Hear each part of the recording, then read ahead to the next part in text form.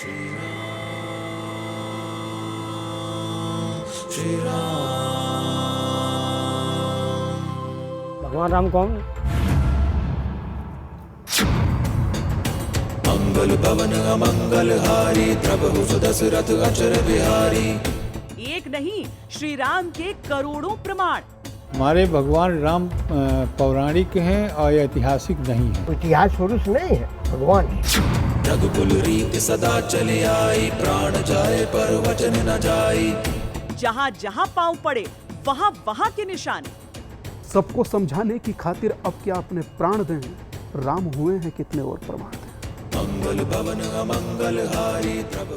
धरती उगल रही है जन्मस्थान का हर राज, जनकपुर में ससुराल ने सहेज कर रखी है हर बात। राम भगवान है और इतिहास तो मान लो उनके अंदर है ही। रामायण वास्तविक इतिहास है। राम सिया राम, जय जय राम। अयोध्या से लेकर जनकपुर तक, प्रयागराज से लेकर किष्किंधा तक, रामेश्वरम से लेकर लंका तक, वन के पेड़ बोलेंगे, स्वयंवर का धनुष बोलेगा, समुंदर का पानी बोलेगा, लंका की धरती बोलेगी, विज्ञान की 9 शाखाएं बोलेंगी। राम आस्था भी है, राम इतिहास भी है। मंगल भवन अमंगल हारी, प्रभु सुदशरथ अचर बिहारी। त्रेता युग की वनस्पतियां आज भी मिलती हैं। भगवान चित्रकूट में करीब 11 वर्ष रहे। ये एक सत्य है जो हम सबको एक्सेप्ट करना चाहिए। राम सिया राम, जय जय राम। राम सिया राम, जय जय राम। कहते हैं जो टूट जाए वो श्वास, जो न टूटे वो विश्वास। इसी विश्वास का दूसरा नाम है ईश्वर। पर ईश्वर को जिस रूप में हम जानते आए हैं, ईश्वर के जिस रूप से हम परिचित हैं, जिस रूप में हम ईश्वर की पूजा करते हैं, क्या ईश्वर का वो रूप काल्पनिक या पौराणिक है या फिर ऐतिहासिक? आइए हमारे साथ इस सबसे अनूठी खोज पर, ईश्वर की खोज। हम सबसे पहले उस भूमि पर पहुंचे हैं जहां कभी चले थे राम। रघुकुल रीति सदा चले आई, प्राण जाए पर वचन न जाई। चर्चा जन्मभूमि को लेकर चलती है तो दुर्भाग्य से सवाल अस्तित्व पर उठा दिया जाता है। इसीलिए अद्भुत, अविश्वसनीय, अकल्पनीय की टीम ने इतिहास की सबसे बड़ी यात्रा की है। राम सिया राम, जय जय राम। हम श्री राम के एक एक पद चिन्ह पर चले और आपके लिए अयोध्या से लेकर नेपाल के जनकपुर, वनवास काल की हर एक जगह और श्रीलंका से इकट्ठा किए हैं वो प्रमाण जो हर सवाल का औचित्य ही खत्म कर देंगे। अगले 4 हफ्ते तक हम आपको ये सारे अद्भुत, अविश्वसनीय और कल्पनीय सबूत दिखाएंगे। जो दिल से है, जो मन से है, वो राम है। राम जी से हमें ये शिक्षा और प्रेरणा मिलती है कि हमें परिवार में, समाज में किस तरह से रहना चाहिए। राम हमारे यहाँ भगवान थे, भगवान राम भगवान है। भगवान राम की कहानी कौन नहीं जानता।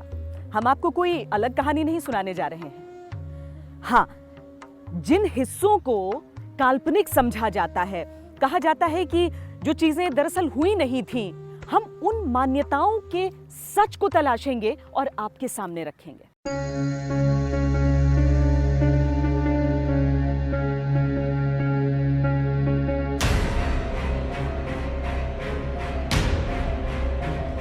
ये कहानी शुरू होती है अयोध्या से। सबसे शक्तिशाली राज्य कौशल की राजधानी अयोध्या। अयोध्या का अर्थ है जिसको कोई जीत नहीं सके। अजय नगरी है ये, इसको कोई जीत नहीं सकता, न कभी कोई लड़ाई हुई है।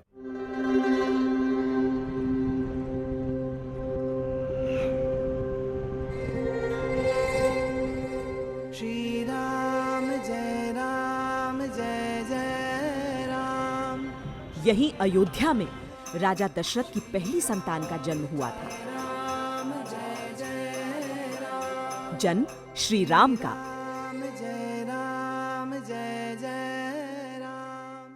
If you look at the study of science dating Ramayana, the important aspect about the Ramayana is that When Valmiki wrote the epic, he made it with many proofs.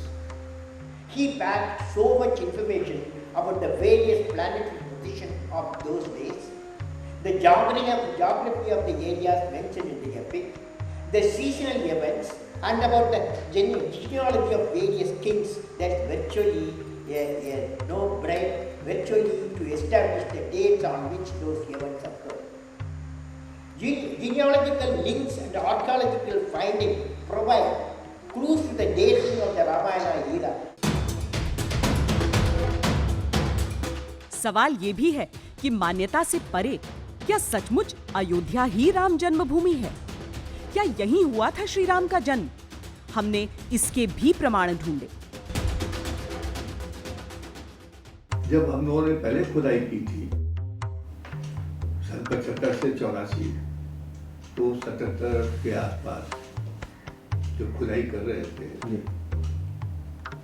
तो मस्जिद के करीब 1 मीटर 1.5 मीटर के नीचे का जो एक स्थान होता है साइड में, जो ओपन था, उसको हम लोगों ने खोदा। तो उस खोदने में हमको 6 पिलर बेसिस मिले। लेकिन जब मस्जिद गिर गई तो स्थान जब साफ हुआ तो हमको चांस मिल गया कि उसी लेवल को दोबारा खोदने का मस्जिद के नीचे। तो पाया गया कि वो जो पिलर बेसिस थे वो मस्जिद के नीचे फैलते चले गए, और वो सिर्फ 6-7 नंबर में नहीं थे, बल्कि वो 80 के ऊपर थे, 80 नंबर। और उससे ये पुष्टि हो गई कि यहाँ के ऊपर एक मंदिर था। यानी जन्म स्थान अयोध्या ही है, इसके पुरातात्विक प्रमाण हैं। श्री राम के अद्भुत प्रमाणों में हमने विज्ञान की धाराओं से लेकर खगोल और भूगोल को भी खंगाला। ग्रहों की स्थिति, समुद्र का स्तर, पेड़ पौधों का विवरण, धरती का स्वरूप, मनुष्य के जेनेटिक्स, पृथ्वी की आयु, खुदाई में पाई गई पुरातात्विक चीजों का अध्ययन, मनुष्य के अलावा बाकी जीवों का अध्ययन और मौसम विज्ञान, सब एक ही बात कहते हैं कि हर एक प्रमाण हमारी आंखों के सामने है, बस उसे देखने की जरूरत है। हमने archaeology, oceanography, remote sensing imagery, anthropology, geology, climatology, palaeobotany, इस तरह की विभिन्न साइंसेस की रिपोर्ट्स के आधार पर हमने यह जानने की कोशिश की कि उस वक्त वाल्मीकि ने जब रामायण लिखते वक्त अलग अलग घटनाओं के उल्लेख के साथ वनस्पतियों, नदियों, पहाड़ों, शहरों आदि का उल्लेख किया, तो ये कहाँ पाए जाते थे। इसका एक तो जियोलॉजिकल एविडेंस हुआ राम सेतु के डूबने का टाइम। दूसरा एस्ट्रोनॉमिकल एविडेंस हुआ कि जो ग्रह दशाओं की चर्चा है उस आधार पर। तीसरा बायोलॉजिकल एविडेंस हुआ कि वनस्पतियों वगैरह का हम मैच करा के देख सकते हैं, क्लाइमेट का मैच करा के देख सकते हैं। भारत में इतिहास 3 भाग में पढ़ाया जाता है: प्राचीन भारत, मध्यकालीन भारत और मॉडर्न इंडियन हिस्ट्री। लेकिन हजारों साल पुराने इतिहास वाले देश का इतिहास शुरू होता है यही कोई 2500 ईसा पूर्व। दरअसल इतिहासकारों ने कभी रामायण को इतिहास की श्रेणी में रखा ही नहीं, इसे माइथोलॉजी कहा गया, यानी कि एक काल्पनिक कथा। महर्षि वाल्मीकि के रामायण को काव्य कहा गया। अंग्रेजों के लिखे इतिहास में कहा गया कि राम काल्पनिक थे और रामायण की रचना 500 साल ईसा पूर्व में की गई थी, यानी आज से यही कोई 3000 साल पहले। पर सच्चाई ये है कि वाल्मीकि रामायण की रचना उस दौर में हुई थी जब अंग्रेजी तारीखों का आविष्कार भी नहीं हुआ था। प्रमाण साइंटिफिक भी हैं, जैसे कि 76 में खुदाई हुआ तो उसमें से 8 जो पिलर निकले उसमें भी तमाम चिन्ह बने थे। फिर द्वितीय वहाँ से वराह की मूर्ति निकली जो कि हम लोगों के उसमें पूजनीय है। उससे अतिरिक्त रडार मैपिंग भी हुई, तब भी जो प्रमाण दिखे या निकले। बहुत सारे लोगों ने ऑब्जेक्शन किया कि प्रमाण किस प्रकार के हैं, हो सकता है कि धरती के नीचे प्रमाण रखे हों। अच्छा, बहुत लोगों का कहना यह भी है कि रामलला महल में जन्मे या रामलला जहाँ वो विवादित जगह है वहाँ जन्मे। तो निसंदेह देवता जन्मे तो महल में ही है, इसमें कोई दो मत नहीं। और जब देवता वहाँ से चले जाते हैं वो महल ही हमारे लिए मंदिर होता है। चलिए अब हम रामायण के रास्ते पर चल निकलते हैं और एक एक पड़ाव पर एक एक सबूत दिखाते हैं।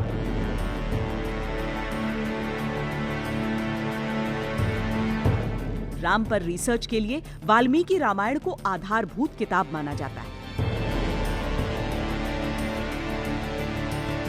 महर्षि वाल्मीकि एक सिद्ध खगोल शास्त्री थे और रामायण में वो हर महत्वपूर्ण घटना के बारे में बताते हुए ग्रहों नक्षत्रों का उल्लेख करते हैं कि भगवान त्रेता में प्रकट हुए और त्रेता में प्रकट हुए तो करीब करीब भगवान को करीब हमारे हिसाब से 9 लाख से ज़्यादा वर्ष हो गए भूधरा पर आए हुए।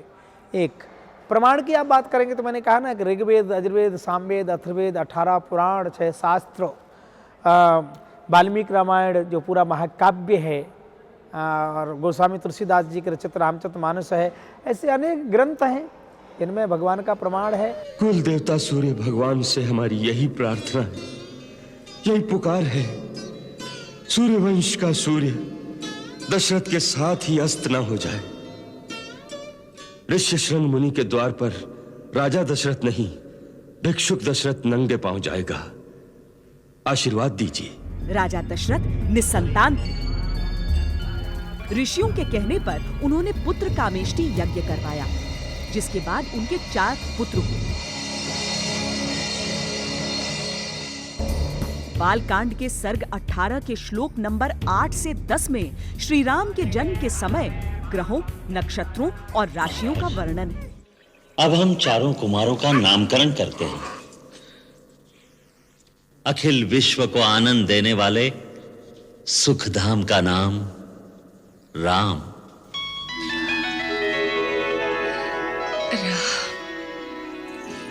मेरे राम।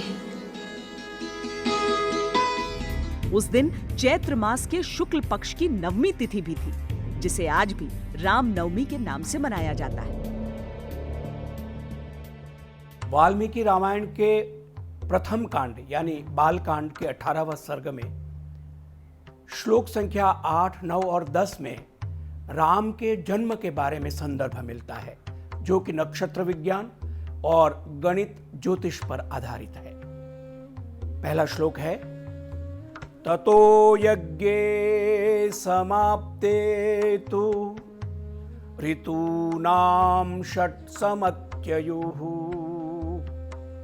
ततश्च द्वादशे मासे चैत्रे नवमिके तिथौ। उत्कृष्ट यज्ञ के पूरे होने के बाद 6 ऋतुएं बीती और 12वें महीने में चैत्र शुक्ल पक्ष नवमी को कौशल्या ने राम को जन्म दिया। एक ताजा रिसर्च के मुताबिक राम राज्य का जो कॉन्सेप्ट है वो राम के राज्य की कहानी नहीं है, बल्कि उनके पूर्वजों से संबंधित है।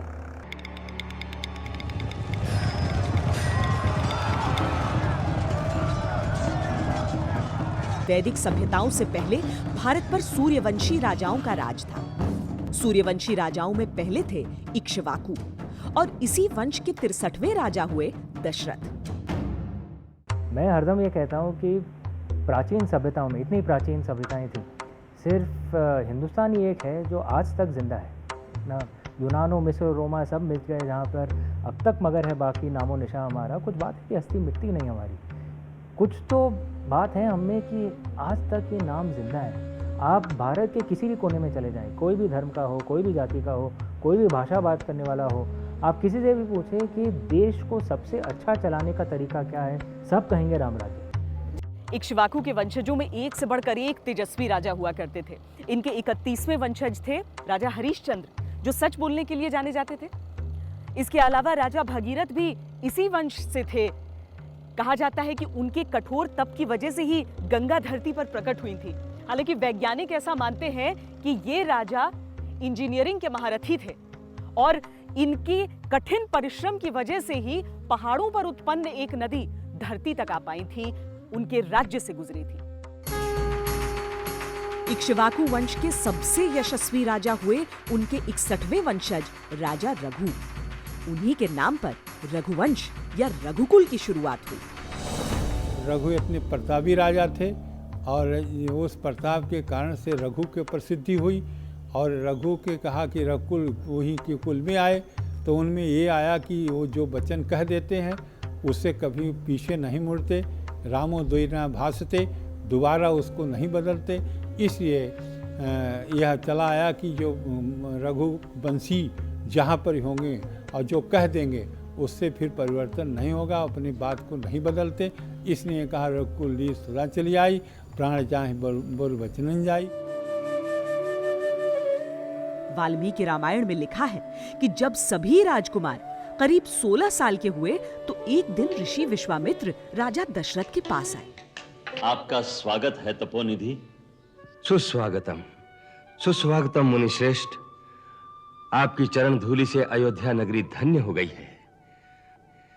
पधारिए मुनिंद्र, इस घर को पावन कीजिए। पधारिए, पधारिए। लगता है ये विश्वामित्र कोई नई यज्ञ कर रहा है। ऐसा ही दिखता है हमारी।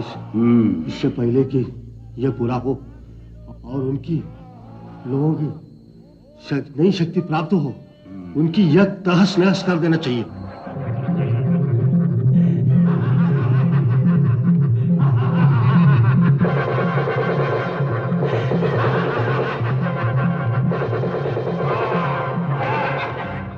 विश्वामित्र यज्ञ कर रहे थे पर राक्षस उसमें व्यवधान डाल रहे थे। यज्ञ की रक्षा के लिए विश्वामित्र श्री राम और लक्ष्मण को अपने साथ ले जाना चाहते थे। तुम्हारे राम को मांगने आए हैं। हमें केवल राम दे दो, हमारी रक्षा का उपाय हो जाएगा। राम? नहीं।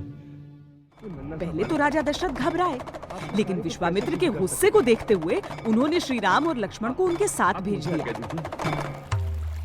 आश्रम तक की यात्रा सरयू नदी के किनारे किनारे चलकर पूरी की गई। जहां सरयू का संगम गंगा से होता है, वहीं से तीनों ने गंगा पार की और बेहद घने जंगलों में पहुंचे। यहीं पर श्री राम ने अत्याचारी राक्षसी ताड़का का वध किया था।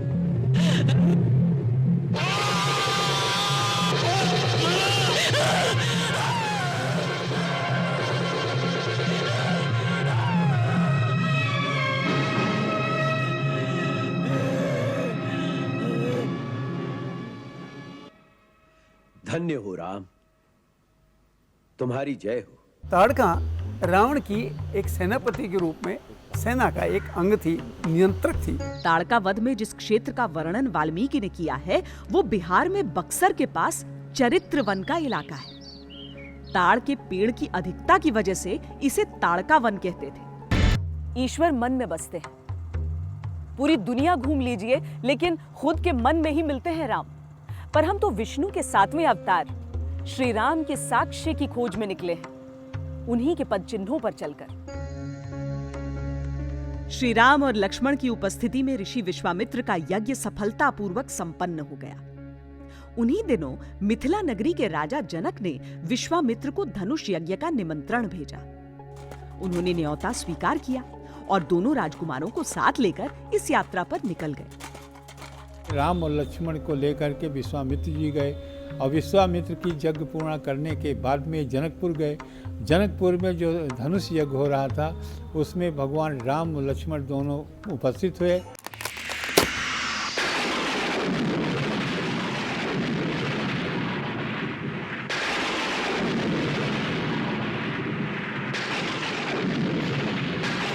भूमि, ये महल, ये जनकपुर धाम, ये राजा जनक की राजधानी है। ये साधारण भूमि नहीं है।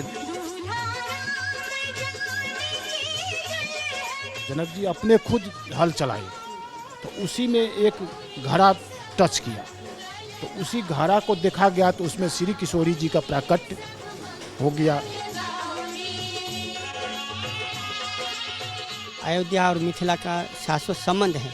अयोध्या एक जानकी जी के ससुराल है, तो ससुराल के नाते वहाँ से धाम का एक आदर समझ के वहाँ से कपड़ा खरीद के यहाँ भगवान के लिए आता है।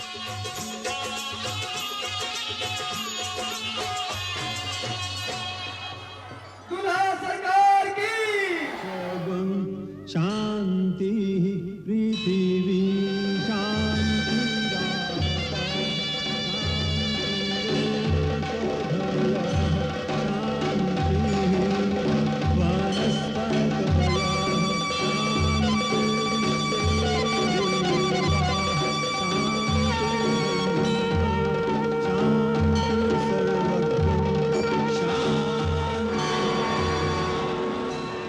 सीता जी का जीवन चरित्र रामायण के उत्तरकांड में आकर अनंत विराम ले लेता है, लेकिन शुरू होता है अयोध्या से लगभग 550 किलोमीटर दूर नेपाल के जनकपुर से।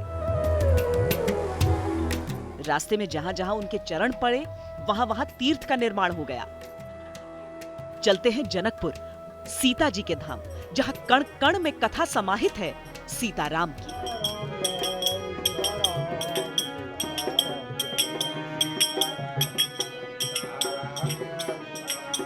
जनकपुर नेपाल के हिस्से में पड़ने वाले मिथिला प्रदेश का हिस्सा है।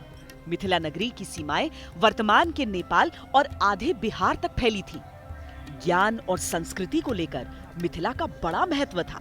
मिथिला की चौहद्दी हमारे गंगा के किनार उत्तर में हिमालय का रेंज जहाँ से शुरू होता है, कौश की धार जहाँ है मूल, वहाँ पूरब में, और पश्चिम में गंडकी, बीच में बागमती है, कमला जी हैं, बिमला जी हैं जो उनकी सखी हैं।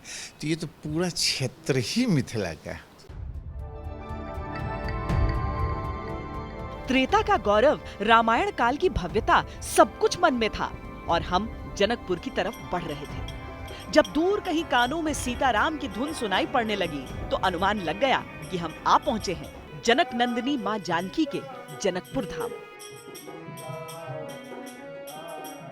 ये जानकी मंदिर है जहां पर माता सीता और श्री राम की उपासना की जाती है, लेकिन स्थानीय मान्यता के अनुसार यही है वो जनक महल जो कभी जनकपुर और पूरे मिथिला इलाके की समृद्धि और वैभव का प्रतीक हुआ करता था। मान्यता है कि जब सीता माँ छोटी थीं, यहीं पर उनकी परवरिश हुई थी, इसी जगह पर वो खेलती कूदती थी। सीता जी के जन्म को लेकर सबसे प्रचलित मान्यताओं के अनुसार मिथिला के राजा जनक के राज्य में जब अकाल पड़ा तो उन्हें एक ऋषि ने अपने राज्य क्षेत्र की धरती पर हल चलाने का सुझाव दिया। जब वो हल चला रहे थे तभी उन्हें धरती की क्यारी से एक कन्या मिली। हमारी किशोरी जी शक्ति जो है ना, ये किसी माता के गर्भ में लेने की सामर्थ्य न हुई। उन्होंने जब भी मिथिला में हल के द्वारा पृथ्वी से प्रकट हुई। सीता का अर्थ होता है हल का वो हिस्सा जो धरती को चीरता हुआ चलता है। जहां आज सीतामढ़ी है, त्रेता काल में यहाँ तपोवन हुआ करता था। 10 किलोमीटर के दायरे में ऋषि मुनियों के आश्रमों के अवशेष वहां आज भी मिलते हैं। उनका नाम सीत माने होता है हल के अग्रभाग को, इसलिए उनका नाम सीता मिला, सीता नाम पड़ा। और जनक जी के यहाँ रही, इसलिए जनक नंदिनी और जानकी ये नाम पड़ा। यहाँ एक और बात हम आपको बता दें, सीता जी के पिता को राजा जनक के नाम से जाना जाता है, पर दरअसल उनका नाम जनक नहीं था। जनक उस क्षेत्र पर राज करने वाले हर राजा को कहा जाता था।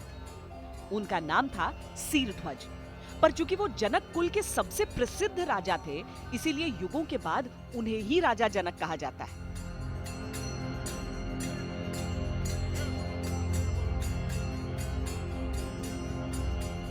आज जहां हिंदू राजपूत वास्तुकला का प्रतीक जनक महल बना हुआ है, वहां पहले कभी राजा जनक का अपना महल हुआ करता था, जहां से वो मिथिला पर राज किया करते थे। विवाह से पहले राजकुमारी सीता उसी महल में रहा करती थी। सीता जी के बारे में वर्णन मिलता है कि जब वो छोटी थी तब से ही उनमें आध्यात्मिक शक्ति बहुत थी। उनके पिता राजा जनक के पास भगवान शिव का एक धनुष था जिसे हिला पाना किसी के बस की बात नहीं थी, लेकिन वो बचपन से ही उसे बाएं हाथ से उठाकर दूसरी तरफ रख दिया करती थी। राजा जनक को तभी से उनकी दिव्यता पर विश्वास था। सीता जी कौन थी, कैसी थी, इसे लेकर अलग अलग ग्रंथों में अलग अलग वर्णन है और ये बहुत दिलचस्प भी है, क्योंकि यहाँ पर स्थानीय मान्यताओं के अनुसार उन्हें एक योद्धा के तौर पर भी देखा जाता है, जो बिल्कुल भी दुर्बल नहीं थी, बिल्कुल भी कमजोर नहीं थी, और उस तरीके से लोग उनकी आराधना भी करते हैं, उनकी प्रार्थना भी करते हैं।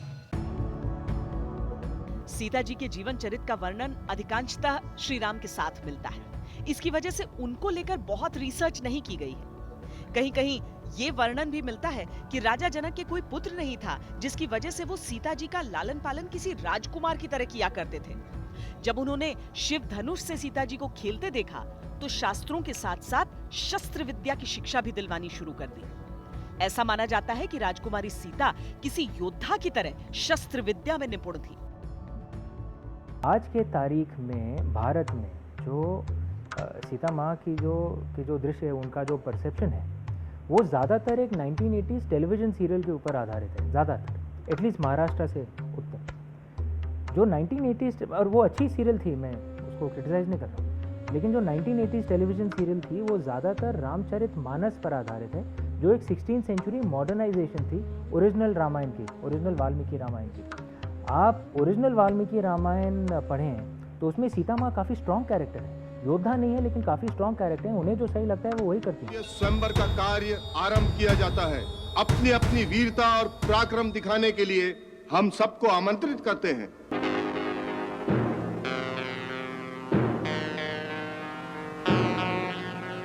त्रेता में जब सीता जी का स्वयंवर हुआ था तब बड़े बड़े बलशाली राजा जनकपुर पहुंचे थे, रावण भी पहुंचा था। शिव जी के जिस पिनाक धनुष को कोई उसकी जगह से हिला भी नहीं पाया, श्री राम ने उस पर प्रत्यंचा चढ़ाई थी। वाल्मीकि रामायण में कहा गया है कि ऐसा करने पर धनुष भयंकर विस्फोट के साथ टूट गया। इसके टुकड़े आसपास बिखर गए। नेपाल में इसके अवशेष धनुषा मंदिर में रखे हुए हैं।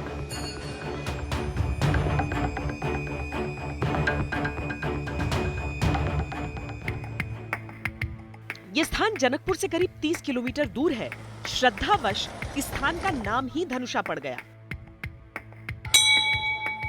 धनुषा धाम की मान्यताओं के अनुसार खंडित हुए धनुष का एक हिस्सा यही रह गया, जिसकी पूजा आज भी श्रद्धा और आस्था के साथ की जाती है। युगों की धरोहर धनुष का वो हिस्सा पत्थर जैसा दिखता है।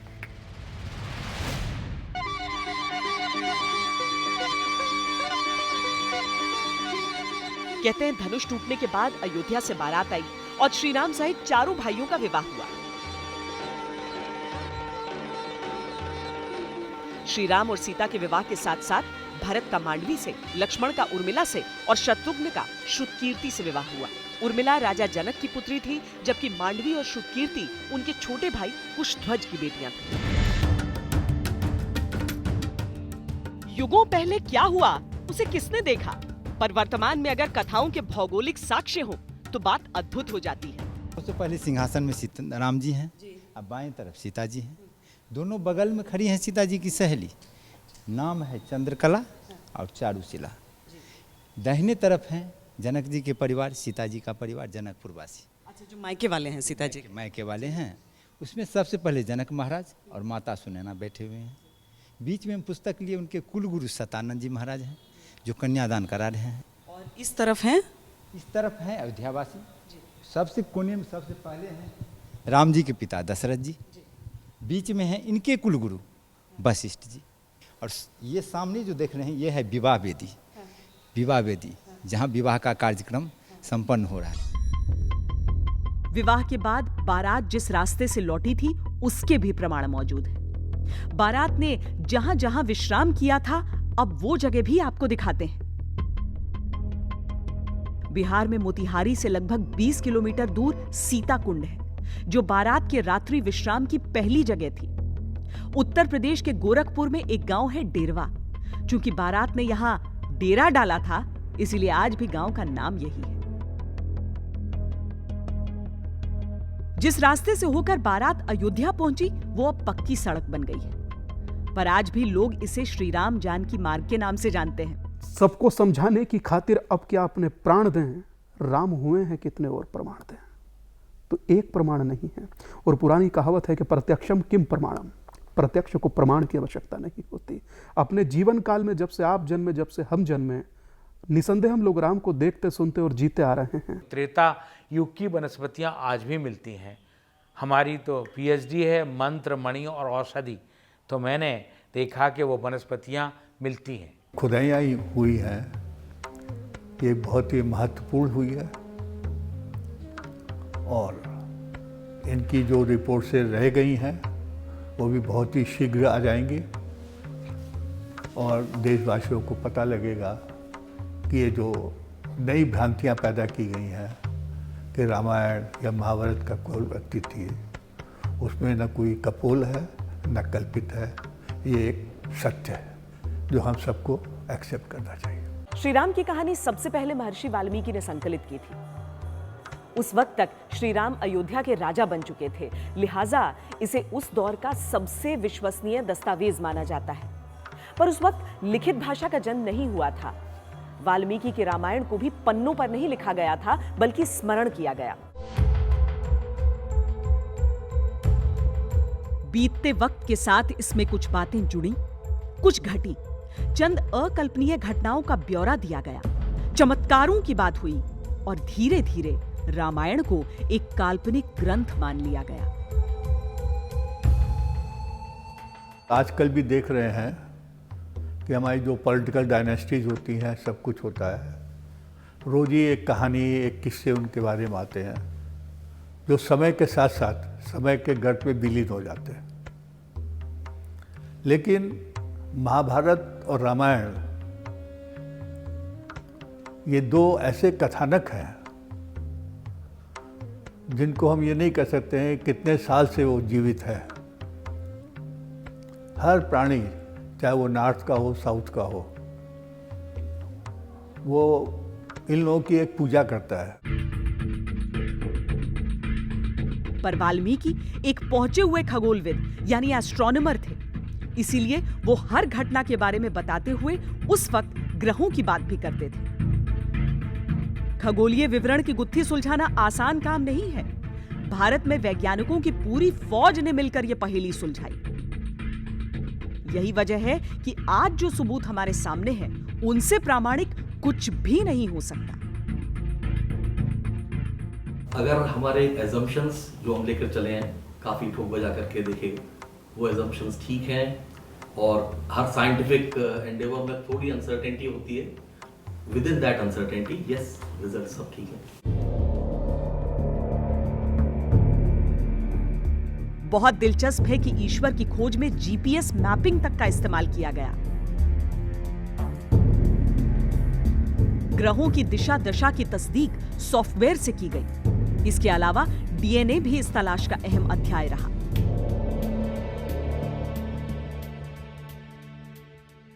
For determining the precise time of Ramayana events, scientists use astronomical calculations. Several of India's leading astronomers and nuclear scientists have come together to establish the dates of India's ancient history.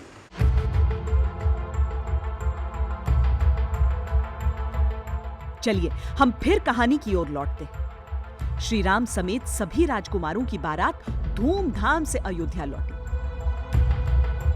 उस दिन दिल खोलकर जश्न मना था। राजा दशरथ अपने पुत्रों के संस्कारों से, उनकी प्रतिभा से धन्य थे, पर उनके दिल में सबसे अधिक स्थान राम का ही था।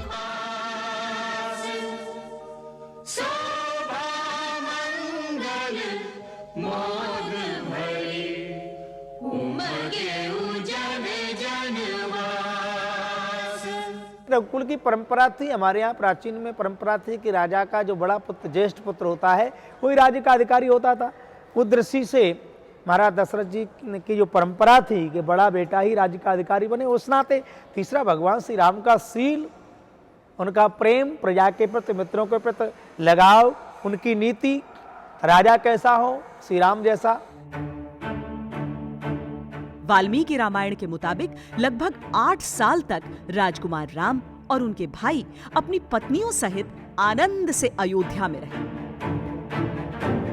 लेकिन अयोध्या के नसीब में खुशियां ज्यादा दिन टिक नहीं सकी। श्री राम को अपनी ये अयोध्या नगरी छोड़कर वनवास पर क्यों जाना पड़ा? वनवास के दौरान उन्हें कैसी कैसी कठिनाइयों का सामना करना पड़ा? ये सारी कहानियां आपने सुनी होंगी। लेकिन उन जगहों पर कौन से प्रमाण मिले हैं? यहां तक कि जिन लोगों का उल्लेख है डीएनए के मुताबिक, उनके वंशज आज भी जीवित हैं। अपने अगले एपिसोड में हम चलेंगे वहीं जहां जहां राम चरण चली जाएं।